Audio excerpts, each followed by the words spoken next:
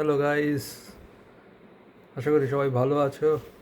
অফিসের সারাদিনের ক্লান্তির পরে বাড়ি এসে ডিনার সেরে একটা ভিডিও বানাতে বসলাম। আজকে কোনো খেলা নেই, আনফর্চুনেটলি। আমরা 1 মাস ধরে যেভাবে খেলা দেখেছি, তাতে একটা দিনের মধ্যে খেলা না থাকলে সেটা খুব অসুবিধা লাগছে, এরকম একটা ফিল হচ্ছে। But as a regular sports fan, সারা বছর ধরেই ক্রিকেট, ফুটবল, টেনিস সব কিছুই চলে, তো খেলার কোনো শেষ হয় না। আজকে ইন্ডিয়ান ওমেন্স ক্রিকেট টিম 270 রানে ওয়ান অফ টেস্টে ইংল্যান্ডকে হারিয়েছে। ইয়াস্তিকা ভাটিয়া, ক্রান্তি গৌড় এদের অসাধারণ পারফরমেন্সের দৌলতে ইন্ডিয়া জিতেছে। ইংল্যান্ডে গিয়ে ইংল্যান্ডকে টেস্টে হারিয়ে দিয়েছে ওমেন্স টিম। তো এটা একটা বিশাল বড় অ্যাচিভমেন্ট আমি বলবো। বাট আজকের ভিডিওটা একটু খেলার বাইরে করতে চাইছি। আমার মনে হয় যারা খবরে চোখ রাখেন তাদের কাছে একটা খবর, একটা নিউজ এসছে আমার মনে হয় যে আমাদের নেতাজি সুভাষ ইন্টারন্যাশনাল এয়ারপোর্টের 240 মিটার মধ্যে একটা মসজিদ আছে, যেটার জন্যে আমাদের এয়ারপোর্টের ফার্দার এক্সপ্যানশনের অসুবিধা হচ্ছে। তো সেই মসজিদটাকে ভেঙে দেওয়ার চিন্তাভাবনা চলছে, কিন্তু তার জন্য অনেক রকম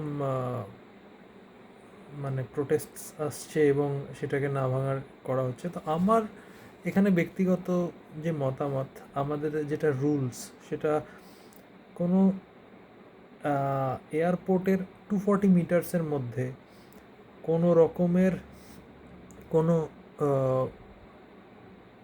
বসতি বা কোনো রকমের ধর্মীয় স্থান বা এ জাতীয় কোনো জিনিস থাকতে পারে না যেটা কিনা হ্যাম্পার করতে পারে ফ্লাইটস।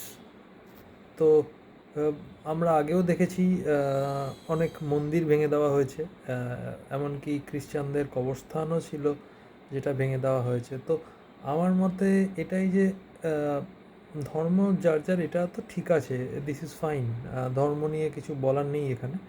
কিন্তু আমার মতে যদি পার্টিকুলারলি অন্য কোনো ধর্মের, যদি হিন্দু ধর্মের কোনো মন্দিরও ভেঙে দেওয়া হয়, কোনো খ্রিস্টান ধর্মের কবরস্থান ভেঙে দেওয়া হয়, সে তেমনই মানুষের সার্বিক উন্নয়নের স্বার্থে এয়ারপোর্ট একটা ভেরি ইম্পর্ট্যান্ট জিনিস।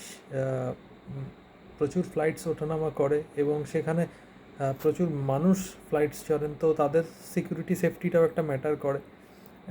পাইলটসদের অনেক রকমের অসুবিধা হতে পারে যখন কোনো অবজেক্ট বা কোনো কনস্ট্রাকশন সাইট যেটা পারমিসেবল লিমিট 240 মিটার্স তার মধ্যে যদি এক্সিস্ট করে, তো সেটা খুবই অসুবিধাজনক এবং এয়ারপোর্ট এক্সপেনশনের ক্ষেত্রেও সেটা একটা বাজে ব্যাপার। তো একটা হিন্ড্রেন্স আমরা বলতে পারি। তো আমার মতে